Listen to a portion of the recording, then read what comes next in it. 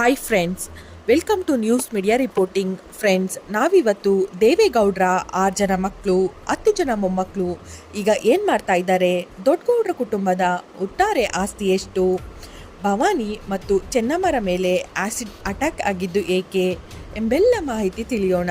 ಅದಕ್ಕೂ ಮೊದಲು ಯಾರೆಲ್ಲ ಇನ್ನು ನಮ್ಮ ಚಾನೆಲನ್ನು ಸಬ್ಸ್ಕ್ರೈಬ್ ಆಗಿಲ್ಲ ಅಂದರೆ ಈ ಕೂಡಲೇ ಸಬ್ಸ್ಕ್ರೈಬ್ ಆಗಿ, ಹಾಗೆ ಪಕ್ಕದಲ್ಲೇ ಕಾಣೋ ಬೆಲ್ ಐಕಾನನ್ನು ಕ್ಲಿಕ್ ಮಾಡಿ.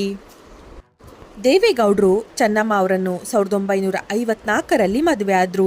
ಇನ್ನು ಈ ದಂಪತಿಗೆ 6 ಜನ ಮಕ್ಕಳು, 4 ಜನ ಗಂಡು ಮಕ್ಕಳು, 2 ಹೆಣ್ಣು ಮಕ್ಕಳು. ಅದರಲ್ಲಿ ಎಚ್ ಡಿ ದೇವೇಗೌಡರು ಮತ್ತು ಚೆನ್ನಮ್ಮ ದಂಪತಿಯ ಮೊದಲನೇ ಮಗ ಎಚ್ ಡಿ ಬಾಲಕೃಷ್ಣ ಗೌಡ. ಇವರು ನಿವೃತ್ತ KS ಅಧಿಕಾರಿ. ಇವರ ಹೆಂಡತಿ ಕವಿತಾ ಹೊನ್ನಪ್ಪ. ಇವರಿಗೆ 2 ಮಕ್ಕಳು, ಮಗ ಕುನಲ್ ಗೌಡ, ಮಗಳು ಕೀರ್ತನಾ ಗೌಡ. ಇಂಜಿನಿಯರ್ ಆಗಿರೋ ಕುನಲ್ ಗೌಡ ಶುಭದ ಎಂಬುವವರನ್ನು ಮದುವೆಯಾಗಿದ್ದಾರೆ. ಮಗಳು ಕೀರ್ತನಾ ಗೌಡ ಕೂಡ ಮದುವೆಯಾಗಿದ್ದಾರೆ. ಅಂದ ಹಾಗೆ 1984ನೇ ಬ್ಯಾಚ್ನ KS ಆಫೀಸರ್ ಈ ಬಾಲಕೃಷ್ಣ ಗೌಡ 21 ವರ್ಷ ಸೇವೆ ಸಲ್ಲಿಸಿ 2005ರಲ್ಲಿ ಸ್ವಯಂ ನಿವೃತ್ತಿ ಪಡೆದರು. ಇವರ ಮೇಲೂ ಆದಾಯಕ್ಕೂ ಮೀರಿದ ಆಸ್ತಿ ಗಳಿಕೆ ಆರೋಪ ಕೇಳಿಬಂತು. 2011ರಲ್ಲಿ ದೂರು ದಾಖಲಾಗಿ ಲೋಕಾಯುಕ್ತ ದಾಳಿ ಕೂಡ ಆಯಿತು. ಆದರೆ ಇದು ರಾಜಕೀಯ ಪ್ರೇರಿತ, ಯಡಿಯೂರಪ್ಪ ಮಾಡಿಸಿದ್ದು ಎಂದು ಬಾಲಕೃಷ್ಣರ ವಾದವಾಗಿತ್ತು. ಇವರ ಕುಟುಂಬದ ಬಳಿ 300ರಿಂದ 400 ಕೋಟಿ ಆಸ್ತಿ ಇದೆ ಎಂದು ಆರೋಪ ಮಾಡಲಾಗಿತ್ತು. ಎಚ್ ಡಿ ದೇವೇಗೌಡರು ಮತ್ತು ಚೆನ್ನಮ್ಮ ದಂಪತಿಯ 2ನೇ ಮಗನೇ H D Revanna.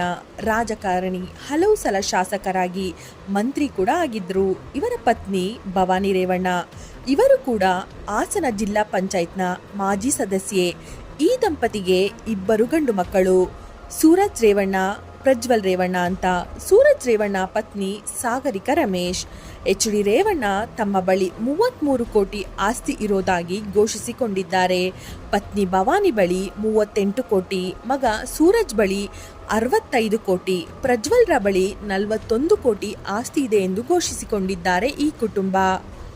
H D ದೇವೇಗೌಡರು ಮತ್ತು ಚೆನ್ನಮ್ಮ ದಂಪತಿಯ 3ನೇ ಮಗ ಎಚ್ ಡಿ ಕುಮಾರಸ್ವಾಮಿ. ರಾಜಕಾರಣಿ, ಕರ್ನಾಟಕದ ಮಾಜಿ ಮುಖ್ಯಮಂತ್ರಿ. ಇವರ ಮೊದಲನೇ ಪತ್ನಿ ಅನಿತಾ ಕುಮಾರಸ್ವಾಮಿ. ಇವರು ಮಾಜಿ ಶಾಸಕಿ ಕಮ್ ಬಿಸ್ನೆಸ್ ವುಮೆನ್. ಈ ದಂಪತಿಗೆ ನಿಖಿಲ್ ಕುಮಾರಸ್ವಾಮಿ ಎಂಬ ಮಗನಿದ್ದಾನೆ. ನಟ ಕಮ್ ರಾಜಕಾರಣಿ ಆಗಿರೋ ನಿಖಿಲ್ ರೇವತಿ ಎಂಬುವರನ್ನು ಮದುವೆಯಾಗಿದ್ದಾರೆ. ಇವರಿಗೆ ಅವ್ಯನ್ ದೇವ್ ಎಂಬ ಒಬ್ಬ ಮಗನಿದ್ದಾನೆ. ಕುಮಾರಸ್ವಾಮಿಯ 2ನೇ ಪತ್ನಿ ರಾಧಿಕಾ ಕುಮಾರಸ್ವಾಮಿ.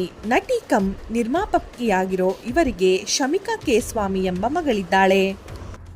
ಎಚ್ ಡಿ ಕುಮಾರಸ್ವಾಮಿ ತಮ್ಮ ಬಳಿ 46 ಕೋಟಿ, ಪತ್ನಿ ಅನಿತಾ ಕುಮಾರಸ್ವಾಮಿ ಬಳಿ 134 ಕೋಟಿ, ಪುತ್ರ ನಿಖಿಲ್ನ ಬಳಿ 74 ಕೋಟಿ, ಸೊಸೆ ರೇವತಿ ಬಳಿ 2 ಕೋಟಿ ಆಸ್ತಿ ಇದೆ ಎಂದು ಘೋಷಿಸಿಕೊಂಡಿದ್ದಾರೆ.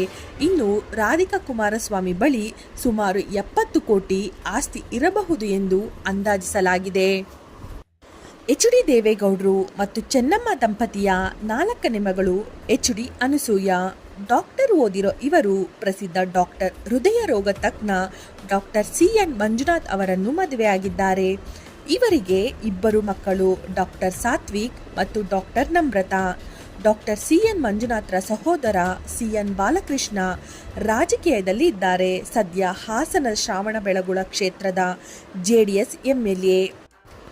2024ರ ಲೋಕಸಭಾ ಚುನಾವಣೆಯಲ್ಲಿ ಡಾಕ್ಟರ್ CN ಮಂಜುನಾಥರು ಕೂಡ ರಾಜಕಾರಣದಲ್ಲಿ ಅದೃಷ್ಟ ಪರೀಕ್ಷೆಗೆ ಇಳಿದಿದ್ದು, DK ಸುರೇಶ್ ವಿರುದ್ಧ ಬೆಂಗಳೂರು ಗ್ರಾಮಾಂತರದಿಂದ ಸ್ಪರ್ಧಿಸಿ ಫಲಿತಾಂಶಕ್ಕಾಗಿ ಎದುರು ನೋಡ್ತಾ ಇರೋ ಡಾಕ್ಟರ್ CN ಮಂಜುನಾಥರ ಬಳಿ 43 ಕೋಟಿ, ಪತ್ನಿ ಅನಸೂಯಾರ ಬಳಿ 52 ಕೋಟಿ ಆಸ್ತಿ ಇದೆ ಎಂದು ಘೋಷಿಸಿಕೊಂಡಿದ್ದಾರೆ ಈ ಕುಟುಂಬ. ಎಚ್ ಡಿ ದೇವೇಗೌಡ ಮತ್ತು ಚೆನ್ನಮ್ಮ ದಂಪತಿಯ 5ನೇ ಮಗ ಎಚ್ ಡಿ ರಮೇಶ್. ಇವರು ರೇಡಿಯಾಲಜಿಸ್ಟ್ ಅಥವಾ ಡಾಕ್ಟರ್ ಆಗಿದ್ದಾರೆ. ಇವರ ಪತ್ನಿ ಸೌಮ್ಯ ರಮೇಶ್ ಕೂಡ ಡಾಕ್ಟರ್ ಆಗಿದ್ದಾರೆ. ಇವರಿಗೆ ಸುಕೀರ್ತಿ ಎಂಬ ಮಗಳಿದ್ದಾಳೆ. ಸೌಮ್ಯ ರಮೇಶ್ ರಾಜಕಾರಣಿಯಾಗಿರೋ DC ತಮ್ಮಣ್ಣರ ಪುತ್ರಿ. ಸೊ ದೇವೇಗೌಡರು ಮತ್ತು DC ತಮ್ಮಣ್ಣ 2 ಬೀಗರು.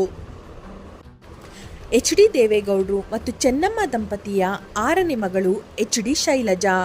ಮಾಜಿ ಪತ್ರಕರ್ತೆ ಆಗಿರೋ ಇವರು ಡಾಕ್ಟರ್ ಚಂದ್ರಶೇಖರ್ ಎಂಬುವರನ್ನು ಮದುವೆಯಾಗಿದ್ದಾರೆ. ಇವರಿಗೆ ಡಾಕ್ಟರ್ ಅಮೋಘ್ ಚಂದ್ರಶೇಖರ್ ಎಂಬ ಮಗನಿದ್ದಾನೆ. ಡಾಕ್ಟರ್ ಅಮೋಘ್ ಅವರು ಶ್ರೀನಿಧ್ಯ ಎಂಬುವರನ್ನು ಮದುವೆಯಾಗಿದ್ದಾರೆ. ಇದಿಷ್ಟು ದೇವೇಗೌಡರು ಮಕ್ಕಳು ಮೊಮ್ಮಕ್ಕಳ ಮಾಹಿತಿ ಆದರೆ ಇನ್ನು ದೇವೇಗೌಡರ ಪತ್ನಿ ಚೆನ್ನಮ್ಮರ ಬಗ್ಗೆ ತಿಳಿಯೋಣ.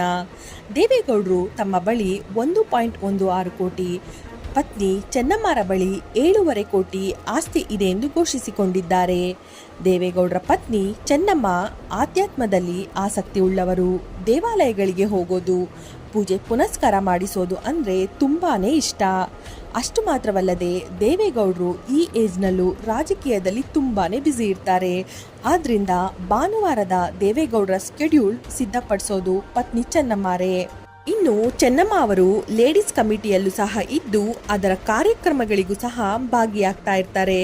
ಅಷ್ಟೇ ಅಲ್ಲದೆ ಚೆನ್ನಮ್ಮ ಅವರು ತುಂಬಾನೇ ಆಕ್ಟಿವ್ ಆಗಿರ್ತಾರೆ. ಒಂದು ಟೈಮಲ್ಲಿ ಇಂಗ್ಲಿಷ್ ಕಲಿಯಲು ಯತ್ನಿಸಿದ್ರಂತೆ. ಆದರೆ 2001ರಲ್ಲಿ ಚೆನ್ನಮ್ಮ ಮತ್ತು ಭವಾನಿ ರೇವಣ್ಣ ಸೇರಿ ಹಾಸನ ಜಿಲ್ಲೆ ಹೊಳೆನರಸೀಪುರ ಈಶ್ವರ ದೇವಸ್ಥಾನಕ್ಕೆ ತೆರಳಿದ್ದ ವೇಳೆ ದೇವೇಗೌಡರ ರಾಜಕೀಯ ವಿರೋಧಿಗಳು ಚೆನ್ನಮ್ಮ ಮತ್ತು ಸೊಸೆ ಭವಾನಿ ರೇವಣ್ಣರ ಮೇಲೆ ಆಸಿಡ್ ಅಟ್ಯಾಕ್ ಮಾಡಿಸಿದ್ರು. ಚೆನ್ನಮ್ಮರಿಗೆ ಬಹಳ ತೀವ್ರವಾಗಿ ಆಸಿಡ್ ಅಟ್ಯಾಕ್ ಆಗಿದ್ರೆ ಭವಾನಿ ರೇವಣ್ಣರಿಗೆ ಸ್ವಲ್ಪ ಪ್ರಮಾಣದಲ್ಲಿ ಕೈಗೆ ಮಾತ್ರ ಆಸಿಡ್ ತಗುಲಿತ್ತು. ಬಹಳ ತೀವ್ರವಾಗಿ ಆಸಿಡ್ ಅಟ್ಯಾಕ್ ಆಗಿದ್ರಿಂದ ಚೆನ್ನಮ್ಮರಿಗೆ ಸುಮಾರು 2 ತಿಂಗಳಷ್ಟು ಪ್ರಜ್ಞೆಯೇ ಇರಲಿಲ್ವಂತೆ. ನಂತರ ಉತ್ತಮ ಚಿಕಿತ್ಸೆಯಿಂದ ಚೇತರಿಸಿಕೊಂಡಿದ್ದಾರೆ. ಫ್ರೆಂಡ್ಸ್, ಇದಿಷ್ಟು ದೇವೇಗೌಡರ ಮಕ್ಕಳು ಮೊಮ್ಮಕ್ಕಳು ಅವರು ಗಳಿಸಿದ ಆಸ್ತಿಯ ಮಾಹಿತಿ ಬಗ್ಗೆ ತಿಳಿಸಿಕೊಡುವ ಸಣ್ಣ ಪ್ರಯತ್ನ. ಯಾರಿಗೆಲ್ಲ ಇಷ್ಟ ಆಗಿದೆಯೋ ದಯವಿಟ್ಟು ಕಮೆಂಟ್ಸ್ ಮಾಡುವ ಮೂಲಕ ತಿಳಿಸಿ. ಹಾಗೆ ಇನ್ನು ಯಾರೆಲ್ಲ ನಮ್ಮ ಚಾನಲನ್ನು ಸಬ್ಸ್ಕ್ರೈಬ್ ಆಗಿಲ್ಲ ಅಂದರೆ ಈ ಕೂಡಲೇ ಸಬ್ಸ್ಕ್ರೈಬ್ ಆಗಿ, ಹಾಗೆ ಪಕ್ಕದಲ್ಲೇ ಕಾಣೋ ಬೆಲ್ ಐಕಾನನ್ನು ಕ್ಲಿಕ್ ಮಾಡಿ. ಧನ್ಯವಾದಗಳು.